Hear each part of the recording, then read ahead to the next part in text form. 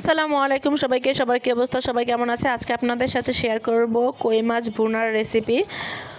তো যারা যারা আমার চ্যানেলটিতে নতুন আছেন অবশ্যই আমার চ্যানেলটিকে সাবস্ক্রাইব করে দিবেন, ভিডিও ভালো লাগলে লাইক কমেন্ট করে দিবেন।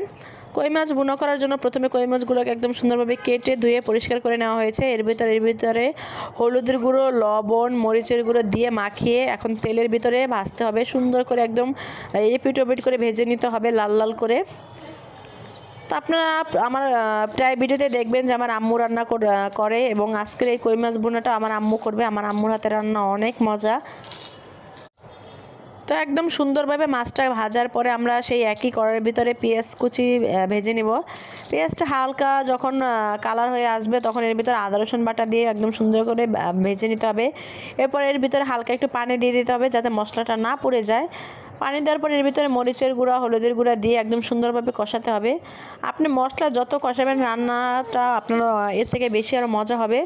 মশলাটাকে একদম ভালোভাবে কষিয়ে যখন মশলা থেকে উপরে তেল উঠে আসবে তখন আর কি আপনার মশলাটা ভালোভাবে কষানো হবে পারফেক্ট। তাই তো সুন্দরভাবে মশলাটা কষানো হয়ে গেছে। এখন এর ভিতরে আমরা একটা একটা করে সবগুলো মাছ দিয়ে দেব।